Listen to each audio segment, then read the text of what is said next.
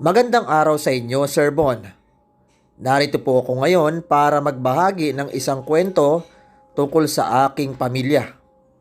Pero bago ko po simulan ang aking kwento ay sana'y pahintulutan nyo kong itago ang aming pagkakakilanlan dahil ang kwentong aking ibabahagi ay konektado sa aming buhay. Itago nyo na lamang po ako sa pangalang Nathan, 58 years old na ngayong taon at tubong kapis. Sir Bon, ang angkan po namin ay may lahing mangkukulam. Pero ang aming pamilya ay hindi sinubukan ang paggamit ng itim na mahika dahil ayaw naming magaya sa mga iilang pamilya namin ang namatay ng maaga dahil sa bumalik sa kanila ang ginawa nilang kasamaan sa taong kanilang kinulam. Pero sa hindi inaasahang pangyayari ay napilitan ng aking lola na gumamit ng itim na mahika upang parusahan ang isa naming kamag-anak na sakim. Gumanti lang naman si Lola Sir Bon dahil kinulam ng kanyang kapatid si Mama. Nagkaroon kasi ito ng malubhang sakit na kahit albularyo ay hindi nito mapagaling si Mama. Ayon sa albularyo ay kinulam si Mama ng sarili naming kamag-anak dahil sa matinding galit. At ang ginamit nitong mahika ay napakalakas. Ang sabi pa ng albularyo, mawawala lamang ang sakit na idinapo na mangkukulam kung mamamatay ang may gawa. Kaya walang ibang naisip si Lola kundi ang kalabanin ang nag-iisa niyang kapatid gamit ang itim na mahikang ipinamana sa kanya ng kanyang magulang. Sabi ni Lola ayaw man niyang tahakin ang pagiging mangkukulam pero para sa kanyang pamilya. Gagawin niya kahit buhay pa niya ang magiging kapalit. Si Tia na itago na lang natin sa pangalang Esang. Ito yung kapatid ng aking lola. Subalit hindi sila magkasundong dalawa dahil na rin sa inggit at selos nito kay Lola. Si Lola Linda naman hindi niya tunay na pangalan, ang paboritong anak ng kanilang ama. Dahil maliban sa mabait ay isa din siyang magalang, matulungin, mapagmahal, at higit sa lahat, mapagkumbaba. Si Tia Esang kasi ay iba ang ugali niya kay Lola. Masungit, matapobre, sakim at gahaman. Nang yumao kasi ang kanilang mga magulang ay nagalit ito nang malaman kung saan nakapangalan ang lupaing gusto niyang maangkin. Mas malaki kasi ang parte ni Lola kaysa sa kanya. Kaya ganun na lamang ang pagkainggit at selos nito sa kapatid. Gusto niyang agawin ng lupa ni Lola. Ganun kasakim si Tia Esang Sir Bon. Sir Bon, ang pagiging mangkukulam namin ay hindi ko pinagmamalaki, lalo na't makasalanan ito. Ni hindi ko nga pinangarap na tahakin ang mundo ng pagiging mangkukulam. Tanda ko pa ang araw na yon, Sir Bon. 15 anyos pa lamang ako noon nang masaksihan ko ang ginawa ni Lola kay Tia Esang. Ang ginawa ni Lola sa kanyang kapatid ay hindi lang basta kulam. Siguro iilan sa atin ay naniniwalang ang mga mangkukulam o mambabarang ay gumagamit ng manika o karayom. Pero Sir Bon, hindi po lahat gumagamit nun. Maraming iba-ibang paraan po ang ginagamit ng mga mambabarang o mangkukulam. Katulad po sa ginamit ni Lola Linda. Hindi po siya gumagamit ng karayom at ng manika o ng aspili at mas lalong hindi niya kailangan kumuha pa ng hibla ng buhok, gamit at iba pa dahil ang gagawin niyang sangkap para sa isang ritual ay isang uri ng isda. Tinatawag namin dito sa aming lugar ay butete. Yun bang isda na lumalaki ang tiyan sa tuwing makakaalis sa tubig o hahawakan ng isang tao. Matinik din ang parte ng tiyan nito. Kaya sabi nila delikado daw kapag ikaw ay masugatan ng matutulis nitong tinik. Sinadya talagang bilhin yun ni Lola sa palengke para gawing unang sangkap sa kanyang ritual. Habang ginagawa yun ni Lola ay nakikita kong hindi niya kagustuhang gawin yun. Lalo na't alam niya sa kanyang sarili na kapatid niya ang kanyang kukulamin. Mabigat man sa kalooban ni Lola ang kanyang gagawin, subalit yun na lamang ang tanging paraan upang gumaling ng tuluyan si Mama. Ilang beses na rin kasing nakiusap si Lola kay Tia Esang. Natigilan na kami, lalo na ang aking ina. Subalit nagmamatigas itong si Tia Esang dahil napabalot ng kasamaan ang puso't isipan niya. Kahit sinabi na ni Lola na ang kalahati ng kanyang lupain ay ibibigay niya na dito, ngunit ayaw pa rin ng kanyang kapatid. Dahil ang gusto nito ay ang buong lupain ni Lola, ang kanyang angkinin. Subalit ayaw ni Lolang ibigay lahat dahil iniisip niya kaming mga apo at anak niya na walang matitirhan. Nangako din daw kasi itong si Lola noon sa kanyang ama na kahit anong mangyari ay hindi niya pababayaan ang lupain na ipinamana sa kanila ng kanilang magulang. Kilala niya kasi si Tia Esang. Ibebenta lang daw nito lahat ng mga lupain para sa sugal, kaya ayaw ni Lola na mangyari iyon. Ayon kay Lola ay pinaghirapan yun ng kanilang mga magulang, kaya dapat bigyan ng halaga ang mga lupaing iniwan sa kanila. Dahil ito lang din daw ang maipapamana niya sa amin kung siya ay lilisa na rin sa mundo. Binalaan na rin ni Lola si Tia Esang na kapag hindi niya itinigil ang kulam na ikinapit niya kay mama, ay mapipilitan si Lolang gawin ang nalalaman niya tungkol sa itim na mahika. Imbis na matakot ito ay pinagtawanan lamang siya ni Tia at sinabihang hindi daw siya nito matatalo, lalo na't isa daw siyang tuso. Ang hindi alam ni Tia na ang hawak ni Lolang libro ay isang pinakamalakas na uri ng karunungan na nagmula pa sa kanilang mga ninuno. Matapos ihanda ni Lola ang mga sangkap na gagamitin, ay sa kwarto nito isinagawa ang ritual. Inutusan niya pa akong kumuha ng maliit na palanggana na may tubig.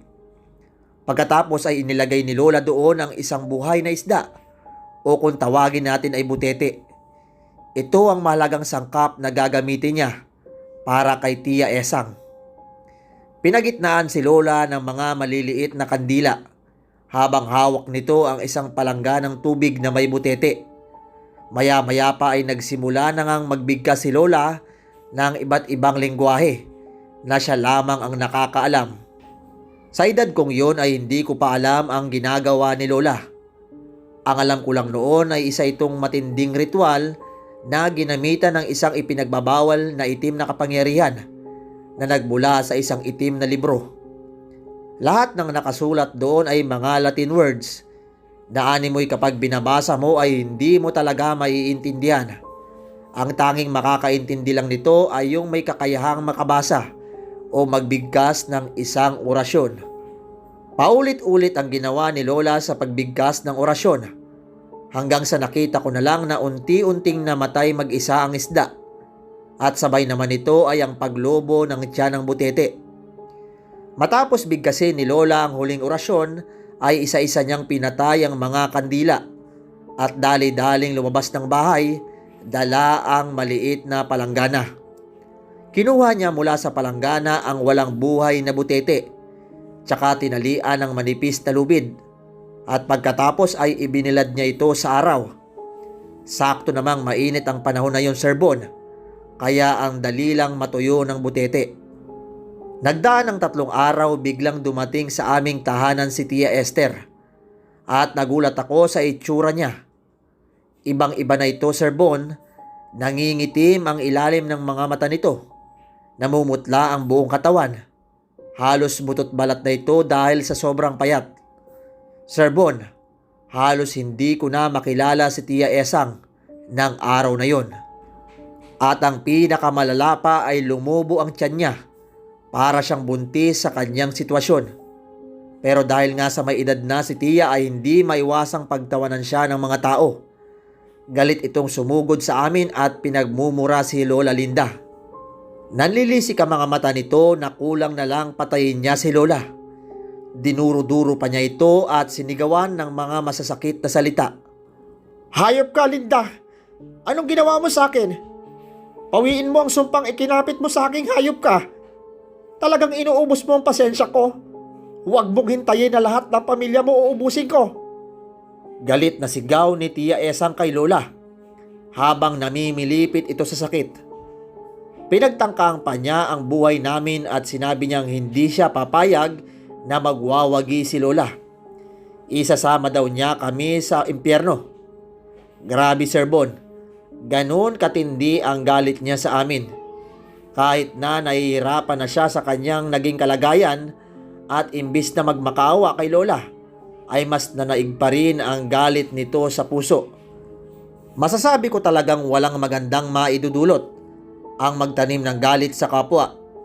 Sir Bon, ng mga oras na yon, hindi ko na napigilan ang mga luha ko. Naaawa na ako kay Lola at lalo na kay Mama. Sinubukan kong kausapin si Tia at nakikiusap na itigil na ang kasamaan hanggat hindi pa huli ang lahat. Kaso mas nanaig sa kanya ang galit. Malakas niya akong itinulak dahilan upang mapaupo ako sa sahig. Ang tingin ko kay Tia ng mga araw na yon ay isa ng demonyo. Dali-dali naman akong nilapitan ni Lola at inalalayang makatayo. Pagkatapos ay matapang niyang hinarap si Tia Esang. Hindi ba't binalaan na kita, ate? Na kapag hindi mo binawi ang kulam na ginawa mo sa anak ko, ay mapipilitan akong gawin ang mga bagay na yan. Pero anong ginawa mo? Nagmamatigas ka. Tuluyan mong isinara ang iyong puso. Nababalot ka na sa galit, inggit at selos. Ganyan ka na ba talaga kasakim? At kawalang puso, ha, ate? Dahil kahit kadugo mo ay nagawa mong kulamin. Tignan mo ang nangyari sa aking anak. Ang tagal kong nagtimpi sa'yo dahil nirerespeto kita. Pero anak ko na ang dinamay mo. Ikaw mismo ang nagtulak sa akin na gawin ang mga bagay na yan. Kaya wag mo akong sisihin sa mga nangyayari sa'yo. Nang dahil sa kasakiman mo, marami ng inosenteng taong pinatay mo. Kaya hindi na ako papayag na habang buhay mo na lamang akong aapihin. Ito na siguro ang araw na ipagtatanggol ko ng aking pamilya. Hindi ko nahahayang masaktan mo ang isa sa pamilya ko, kahit buhay ko pa ang magiging kapalit. Matapang at maluhaluhang wika ni Lola kay Tia Esang. Ilang sandali pa ay sumisigaw na si Tia dahil sa sakit na nararamdaman nito. Ito namang si Lola Linda ay palihim na humikbi. Ramdam ko na nasasaktan siya sa sinapit ng kapatid. Subalit huli na ang lahat. Hindi na niya mababawi ang kulam na ginawa niya rito. Dahil kung babawiin man ni Lola ang sumpang ikinapit niya kay Tia Esang, ay babalik naman sa kanya at siya naman ang maghihirap sa huli. Tandang-tanda ko pa ang sinabi ni Lola. Kung ano man daw ang ikinapit ng isang mangkukulam o mambabarang sa taong kinulam o binarang, ay yun din ang mangyayari sa taong nagkulam. Ito daw ay tinatawag na sumbalik. Ilang sandali pa ay garalgal na ang boses ni Tia Esang at halos mawala na siya ng boses sa kasisigaw. Nagmamakaawa itong nakikiusap na tanggalin ang sumpang ikinapit ni Lola sa kanya.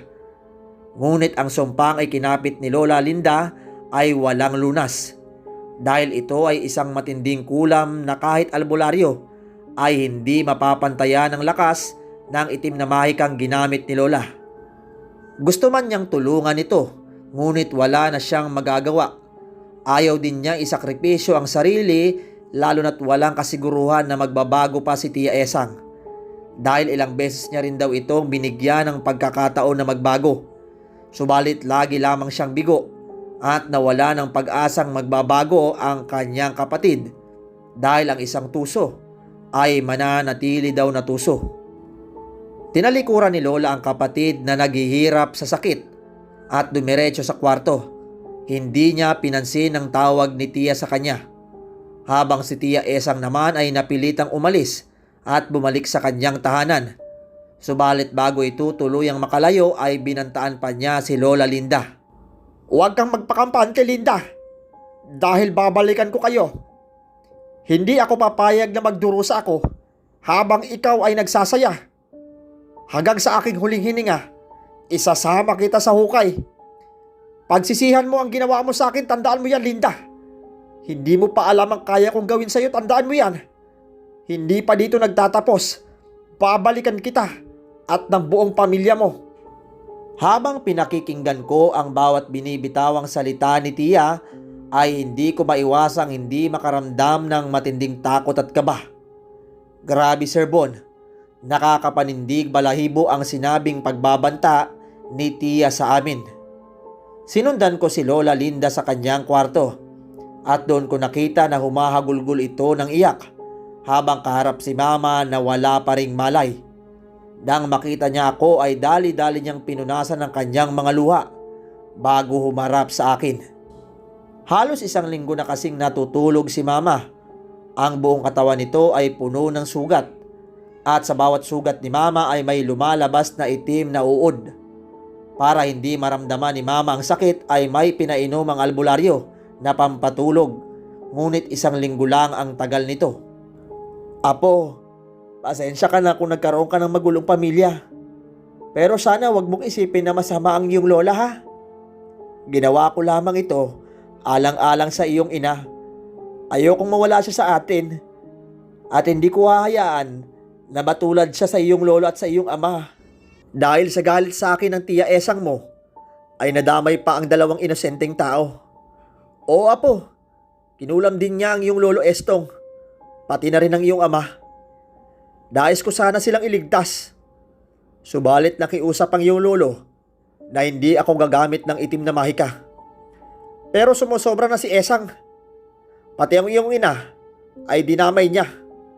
Apo, hindi ko hahayaang pati ang iyong ina ay mawala sa atin. Hagulgol na wika ni Lola sa akin.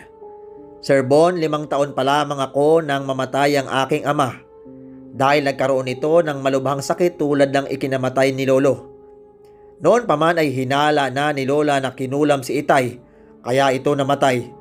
Dahil kasi nang dinala ito sa ospital ay walang findings ang doktor. Wala silang nakita kay Papa dahilan upang magkaroon ito ng malubhang sakit. Sinusubukan din nila itong dalhin sa albularyo at doon nila nalaman na kinulam si tatay. Kaya ng mga sandaling iyon ay naiintindihan ko si Lola kung bakit niya iyon nagawa sa kanyang sariling kapatid. Damang-dama ko ang hirap na dinanas niya sa pang-aapi ni Tia Esang. Makalipas ang 2 araw ay nabalitaan na lang namin na natagpo ang patay si Tia Esang sa sarili nitong kwarto. Agad-agad naman naming pinuntahan ni Lola ang bahay ni Tia at doon nga namin nakita ang bangkay nito na halos maagnas na habang nakahiga sa higaan. Nanatili pa ring malaki ang tiyan nito. Halos masuka na ako ng mga oras na yon, Sir Bon. Nilalangaw na kasi ang katawan nito at may mga uod na ring lumalabas galing sa malaki niyang tiyan. Dahan-dahang humakbang si Lola papalapit sa malamig na bangkay ni Tia. Niyakap niya ito ng napakahigpit at paulit-ulit na sinabi ang katagang, "Patawad Esang, patawarin mo ako sa lahat ng nagawa ko. Hindi ko ginustong saktan ka at patayin. Sadyang wala lang ako ibang pagpipilian, kundi gawin lamang ang bagay na ito. Ayokong mawala ang aking anak at higit sa lahat, ayoko ring mawala ang ina ni Nathan. Patawad mahal kong kapatid. Sana'y mapatawad mo ko. Patawad ate." Masakit pala Sir Bo na ikaw mismo ang makasaksi na mawala ng mahal sa buhay. Lalo na't isa sa inyo ay may sama ng loob. Ni hindi man lang nagkaayos sila Lola at Tia bago ito mamatay. Sa bawat pagikbi ni Lola ay ramdam ko ang sakit. Kaya sa mga oras na yon hindi ko na rin napigilan ang maluha.